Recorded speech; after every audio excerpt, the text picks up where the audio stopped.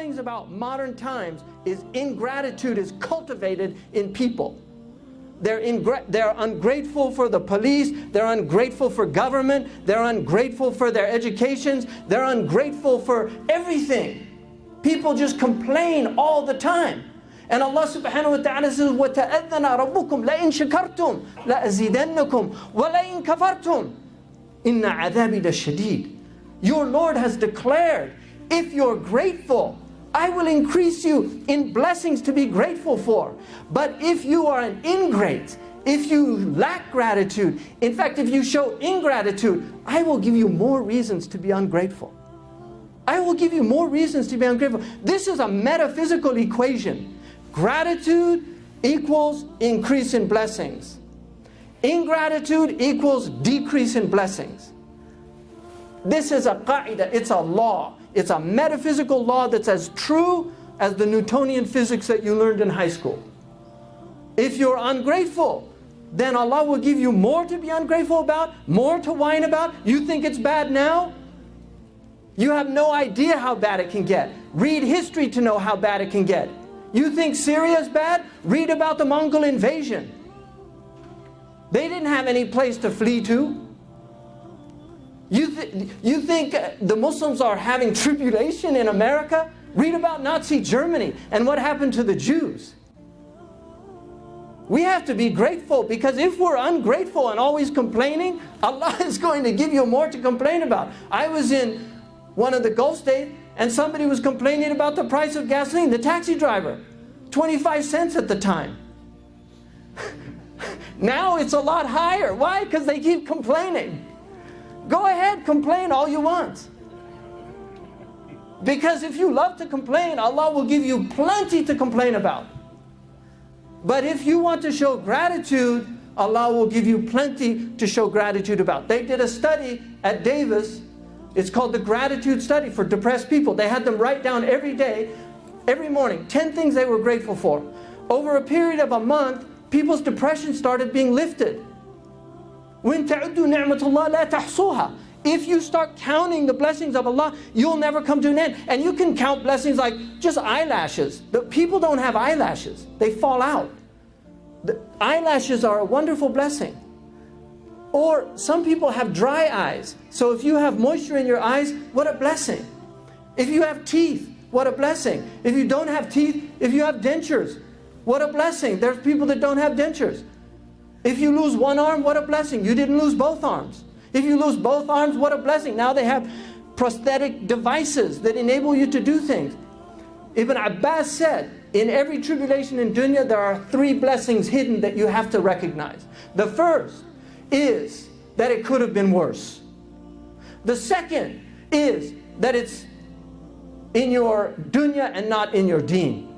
And the third, in your worldly affairs and not in your religious affairs. And the third, it's in this world and not in the next. And you should be grateful for that. People now are complaining. Allah said, لِيَبْلُوَكُمْ أَيُّكُمْ أَحْسَنُ عَمَلًا. He's going to try you to see who of you are the best in actions. وَلَا نَبْلُوَنَّكُمْ. We're going to try you. لَتُبْلَوُنَّ فِي أَمْوَالِكُمْ وَأَنفُسِكُمْ. You will be tried in your wealth and in your lives. وَلَا تَسْمَعُونَ مِنَ الَّذِينَ أُوتُوا الْكِتَابَ مِنْ قَبْلِكُمْ وَالَّذِينَ أَشْرَكُوا أَذًى كَثِيرًا. Allah told us, you're going to hear all these people telling how horrible you are and how terrible your religion is. Allah said that. What does He say? How's our response? What's our response? وَإِن تَصْبِرُوا. And if you show patience, وَتَتَّقُوا, and show piety, restraint, control yourselves.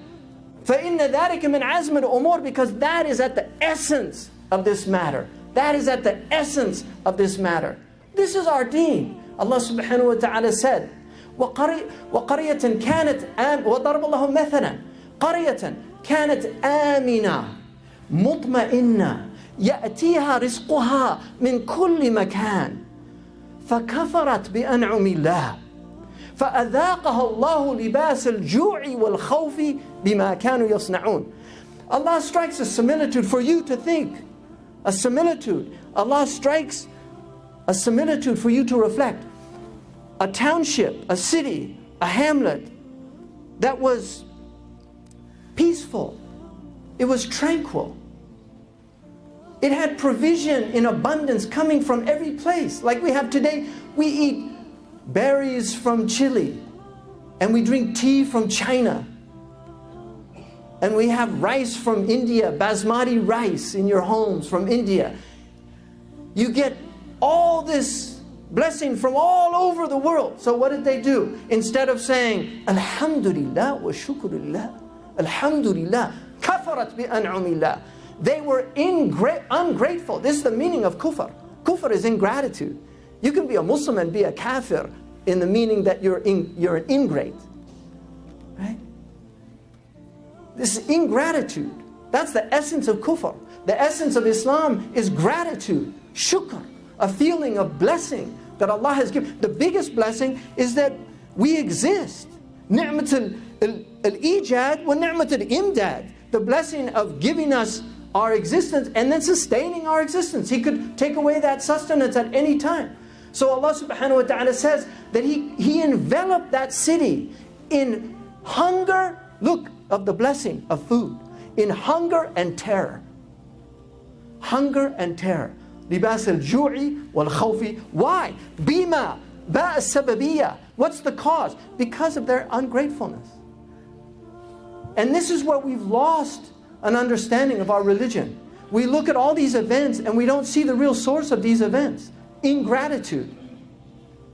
If we want to change the world, we have to change our state and our attitude about all these blessings that we've been given. Government is a blessing. Even the worst form of government is better than anarchy. Even a tyranny is better. This Malik ibn Anas said this. These weren't ignorant people. These were genius people. Because he lived through civil wars. He saw what happens when things break down. The people of Damascus 6 years ago were eating beautiful food. They had good clothes. It was one of the few countries on the planet that was actually self-sustained. And now all of this tribulation. And if you say, why is it happening to them and not us? Maybe because Allah loves them more. Because we know Ahl Sham have a maqam. So Allah will, all of the torment of the akhirah, He'll put it in the dunya for a short period, and then they go back to Allah completely free of any tribulation or punishment. Maybe it's the places that aren't being afflicted, that deserve to be afflicted, that should be worried. This is the way Muslims traditionally looked at things. When the Mughal came down, when the Mongols came down, they didn't say, these evil Mongols. They said, هَذَا عَذَابَ بَعْثُ اللَّهِ عَلَيْنَا لِذُنُوبِنَا. This is a punishment God has sent to us because of our wrong actions. That's how they looked at it. Muslims don't look at that anymore. Evil America, evil Israel, evil. Okay, good. Allahumma malik al-mulk tutil mulka man tasha. Allah put them in power. He says He gives power to whomever He pleases. Muslim had it. If Muslims had nuclear weapons right now with the idiots that we have, we would have nuclear conflagrations all over. Allah knows what He's doing. Allah knows who He gives power to. Yes, they abuse their power, but to what degree? Who would be worse? People want the destruction of America? Well, let's see what happens when China gets the world power. See if there's going to be an Abu Ghuraib that you hear about. See if there's going to be any way, recourse to redressing any wrongs. Allah Ta'ala alam, I don't know.